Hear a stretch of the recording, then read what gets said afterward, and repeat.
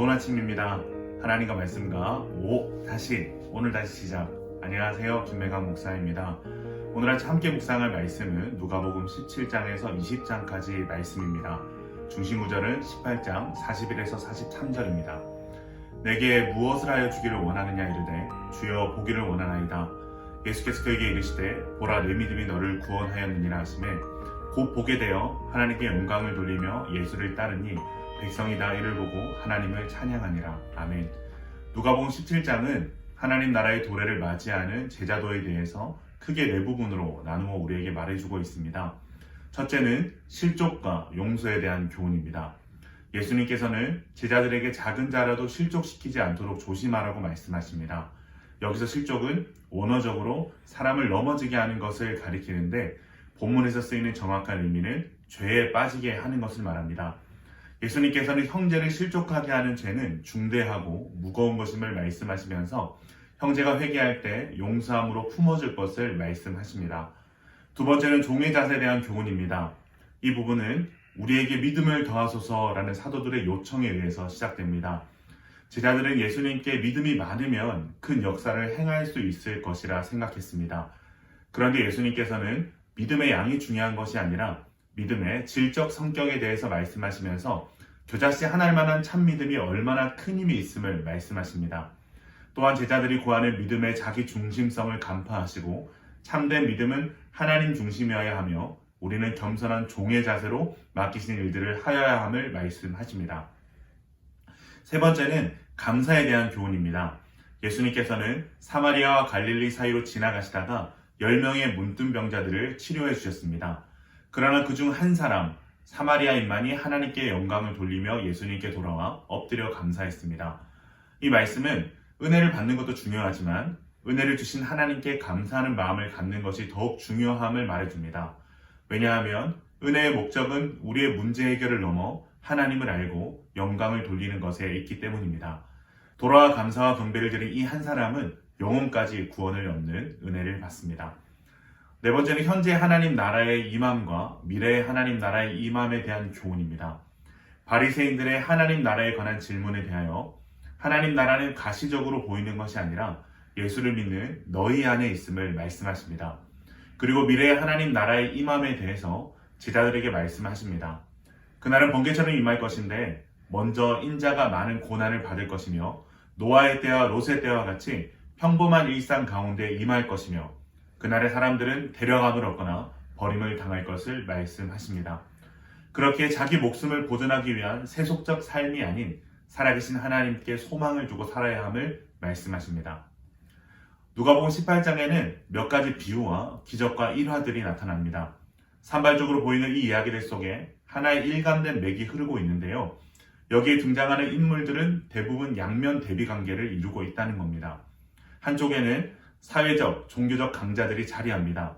재판관, 관원, 바리새인, 어른 등이 그들입니다.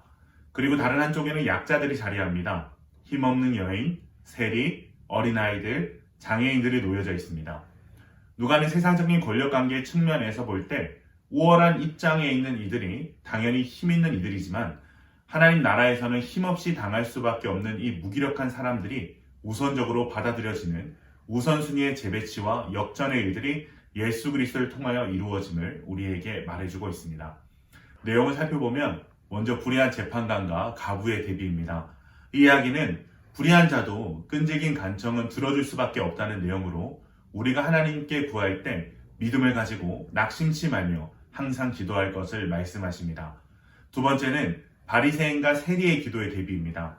이 당시 바리새인은 성전에서 가장 떳떳함을 주장할 수 있는 사람들이었고 세리는 성전 안에서 가장 주눅들 수밖에 없는 사람이었습니다.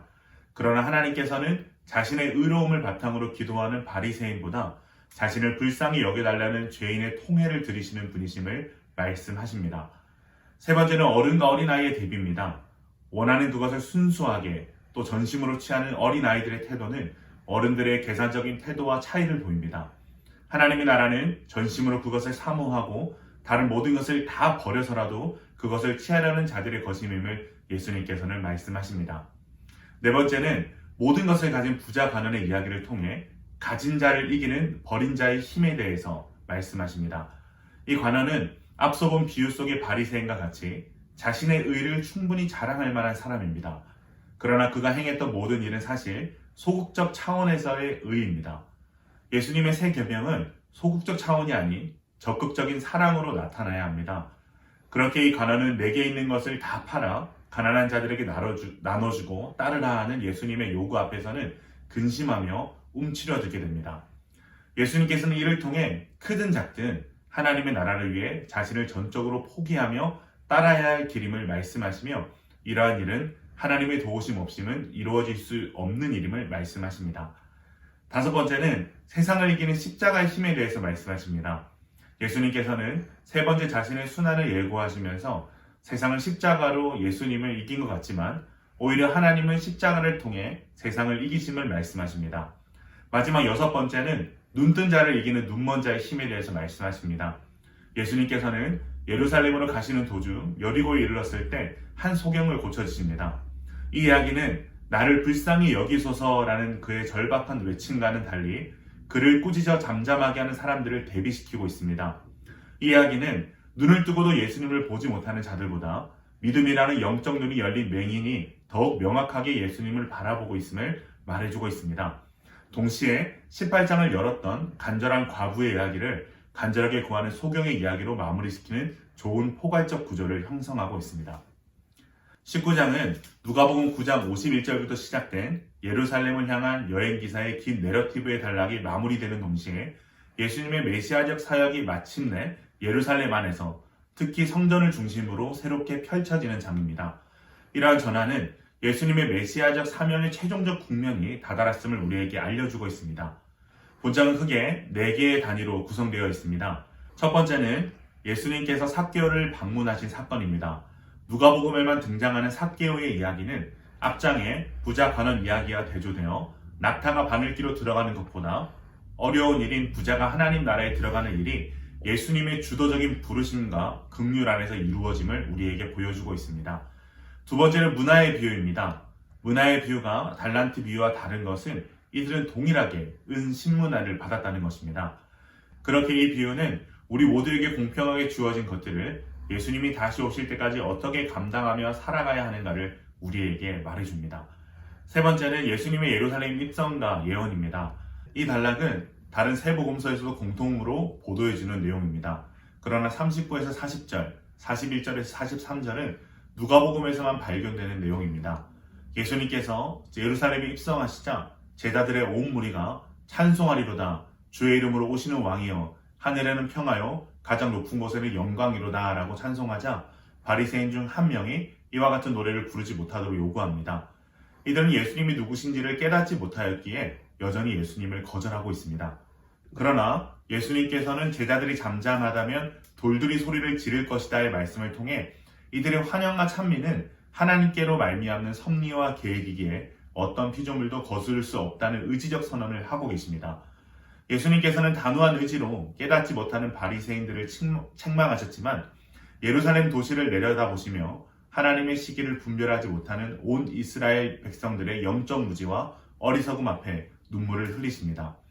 네 번째는 예루살렘 성전 방문과 정결 사건입니다.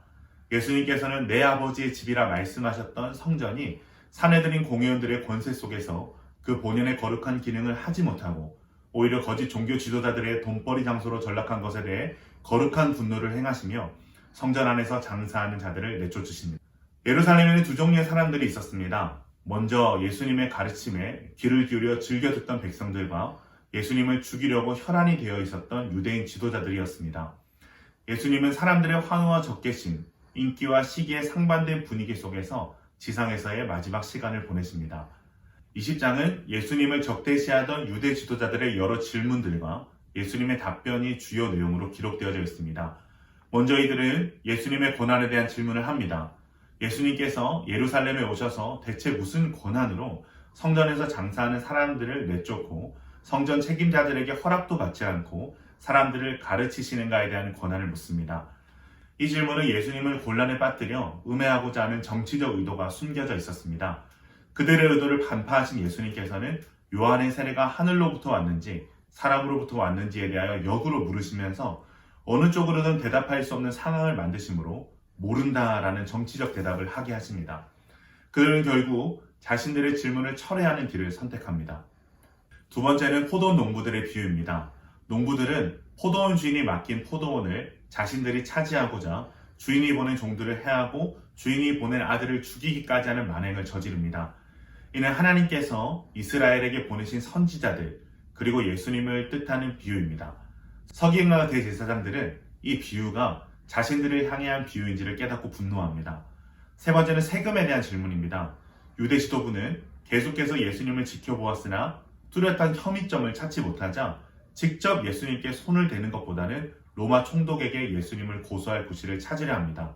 그래서 사람들을 선량한 청중으로 위장하여 예수님께 세금 문제에 관한 질문을 합니다. 이 질문 또한 어느 쪽으로 대답하든 예수님이 큰 공경에 빠질 수 있는 간계였습니다.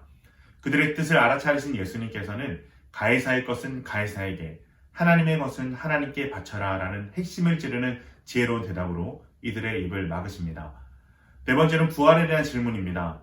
부활을 믿지 않는 사두개인들은 형이 죽으면 동생이 형의 아내를 거두는 모세의 율법을 들어 이들이 죽어 부활을 했을 때 이 여인은 누구의 아내가 되느냐는 질문을 합니다. 예수님께서는 시집가고 장가가는 것은 이 세상의 일이며 죽음에서 부활하는 사람들은 시집이나 장가가는 일이 없을 뿐 아니라 누구의 남편, 누구의 아내라는 관계도 존재하지 않고 모두가 같은 인격체로 하나님 앞에 하나님 자녀로 사는 것임을 말씀하십니다. 마지막으로 다윗과 그리스도의 관계에 대해서 말씀하시면서 서기관과 같이 외식하는 자들의 행동을 삼가할 것을 말씀하십니다. 오늘 말씀을 통해 우리가 얻을 수 있는 교훈은 무엇일까요? 항상 기도하고 낙심하지 말아야 할 이유입니다. 누가복음 18장 속에 기록된 이야기들은 하나님 나라가 어떤 방식으로 세상을 이기는가를 잘 보여주고 있습니다. 이 역전의 이야기들은 어디를 향해 가고 있을까요? 그것은 바로 예수 그리스도의 십자가라는 비참하고 초라해 보이는 죽음이 온 세상을 일으키는 구원의 이야기로 역전되어 가는 것을 향하여 가고 있습니다. 사랑하는 기쁨 가족 여러분, 우리는 어떤 상황에서도 역전의 명수이신 하나님을 의지하여 낙심하지 말고 항상 기도로 나아가야 할 분명한 이유가 있는 하나님의 자녀들입니다. 특별히 세상의 눈으로 보기에는 약하고 미미하며 때로는 사람들의 멸시를 받는 대상이라고 할지라도 하나님께서 그것들을 통해 어떻게 당신의 나라를 이루어 가시는지에 대한 이 이야기들을 통해 우리의 삶을 재해석하고 용기와 소망을 가져야만 합니다. 오늘 하루 역전의 명수이신 하나님을 의지하며 특별히 그 역전의 클라이막스이신 예수 그리스도의 십자가를 바라보며 항상 기도하고 낙심하지 않는 기쁨 가족들 되시길 주님의 이름으로 축원합니다.